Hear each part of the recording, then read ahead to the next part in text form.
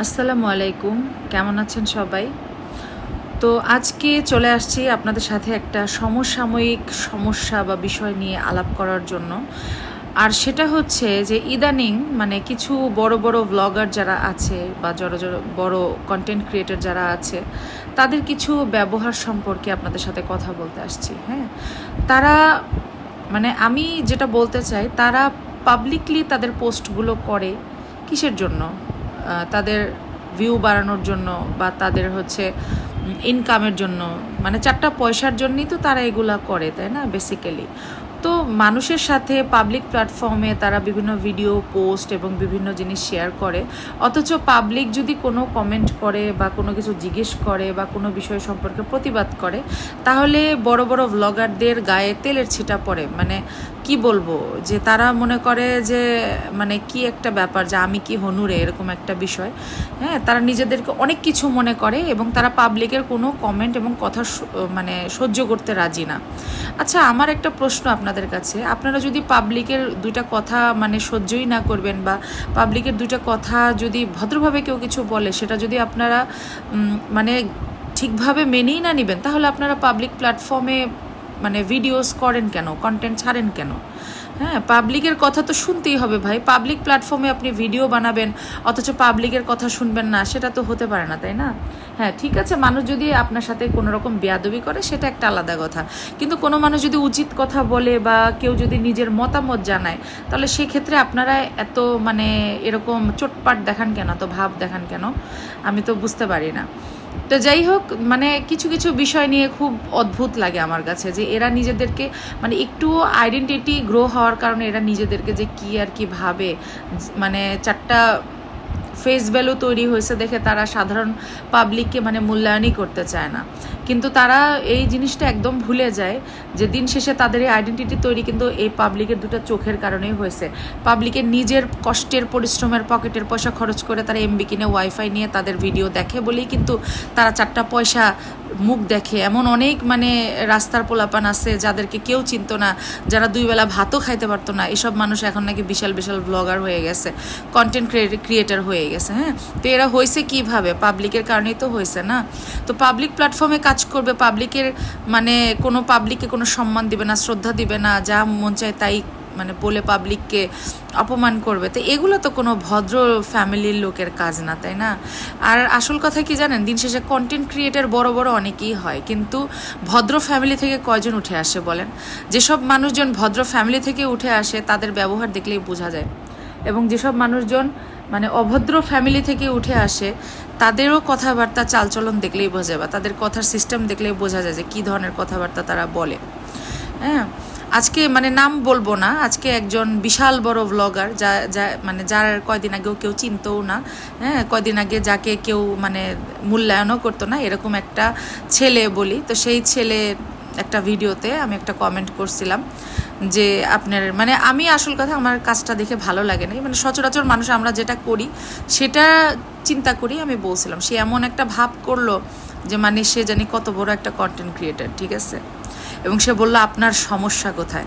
তা আমার কথা, ভাই, আমার সমস্যা যদি আপনি বিবেচনাই না করবেন, মূল্যায়ন না করবেন, তো পাবলিকের সামনে আপনি ভিডিও দিছেন কেন, পোস্ট করছেন কেন?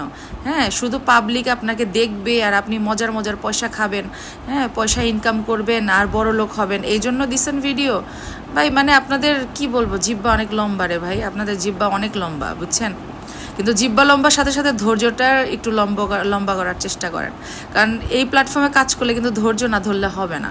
হ্যাঁ, আপনার গায়ে এত তেলের ছিটা পড়লে ভাই, এখন মানুষ আপনাকে সহ্য করতেছে, এমনও হতে পারে কদিন পর মানুষ আপনাকে কি বলবো, যে যা করার তাই করবে, বুঝে নিয়েন, ঠিক আছে? তো মানুষজনের এই ধরনের আচরণ ভালো লাগে না। মানুষজন একটু আইডেন্টিটি তৈরি হইতে না, একটু ফেস ভ্যালু তৈরি হইতে না হইতে নিজেকে অনেক কিছু মনে করা শুরু করে। হ্যাঁ, তারা মাটির দিকে তাকায় না, শুধু আকাশের দিকে তাকায়। তো এরকম ঠিক না, এগুলা ধরাকে সরা জ্ঞান করা উচিত না।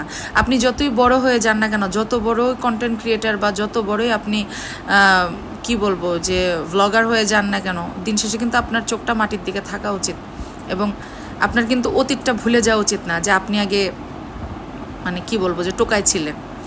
হ্যাঁ, তো যখন টোকায় ছিলেন তখন ওই যেরকম টোকায় ছিলেন সেই টোকায় থাকার যে স্মৃতিগুলো, এই অতীতগুলো, কষ্টগুলো ভুলে যান কিভাবে? যাদের মানে একটা কথা আছে না যে যার দ্বারা চক্ষুদান তারই করে অপমান। হ্যাঁ, যে পাবলিকের কারণে আপনি 2টা পয়সা খাইতে পারতেছেন, আপনার রুটি রুজি হচ্ছে, আপনি 2টা পয়সা চোখ দিয়ে দেখতে পারতেছেন, হ্যাঁ, বিয়ে করতে পারতেছেন, সংসার করতে পারতেছেন, শ্বশুরবাড়ির জন্য বাজার করতে পারতেছেন, হ্যাঁ, বাপের বাড়ির জন্য ইলিশ মাছ, গরুর মাংস, মুরগির মাংস, মাংস অনেক কিছু কিনতে পারতেছেন, সেই পাবলিকের আপনি 2টা কথা সহ্য করতে পারেন না। তা আপনারা কেমন মানুষ বলেন? আপনারা তো শুধু নিজের স্বার্থ দেখেন। আপনারা তো মানে সাধারণ মানে স্বার্থ উদ্ধার হয়ে গেছে, আর এদেরকে দরকার নেই, এরা শুধু দেখবে আর ভিউ কামাই নিয়ে আমি জাস্ট বড় লোক হব, কোটিপতি হব, আপনাদের চিন্তা ভাবনা হচ্ছে এই। কিন্তু যাদের দ্বারা আপনি এই পর্যায়ে আসছেন, এই পর্যায়ে আপনি আসতে পারছেন, বা আপনি নিজের আইডেন্টিটি গ্রো করতে পারছেন, বা আপনার ফেস ভ্যালু তৈরি হয়েছে যাদের কারণে, যাদের পয়সার কারণে, যাদের 2টা চোখের কারণে, তাদেরকে 2টা মূল্য দিয়ে তো কথা বলবেন নাকি? তাদের সাথে ভদ্রভাবে তো কথা বলবেন নাকি?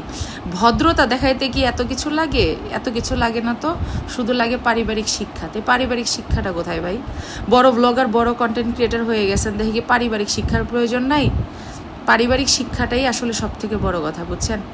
তো যাই হোক, অনেক কথা বলে ফেললাম। এ ধরনের কন্টেন্ট ক্রিয়েটার, ব্লগার যারা আছে, যারা পাবলিকে মূল্যায়ন করে না, হ্যাঁ, যারা ধরাকে সরা জ্ঞান করে, যারা হচ্ছে মানুষকে মানে মানুষ বলে গণ্য করে না, মানে নিজে চোটপাট দেখায়, ভাব ধরে কথা বলে, এগুলো মানুষকে আমি পাবলিকের কাছে আমি মানে রিকোয়েস্ট করতেছি যে এই ধরনের কন্টেন্ট ক্রিয়েটারকে বয়কট করেন। এই ধরনের কন্টেন্ট ক্রিয়েটারদের ভিডিও দেখা বাদ দিয়ে এদেরকে মানে কি বলবো, যে এদের অতীতে ফিরায় দেওয়ার চেষ্টা করেন।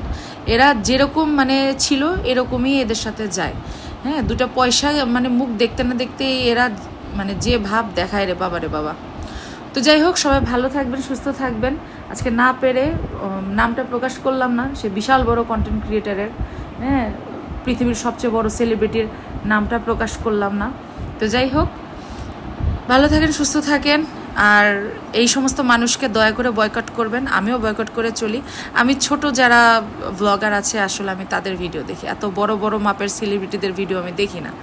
হ্যাঁ, বিশেষ করে যাদের অনেক ভাব, নিজেকে অনেক কিছু মনে করি, এগুলো মানুষজন আমি পছন্দ করি না। তো এদের ভিডিও আমার দেখার টাইমও নেই। তো ঠিক আছে, ভালো থাকবেন, সুস্থ থাকবেন। আল্লাহ হাফেজ, আসসালামু আলাইকুম।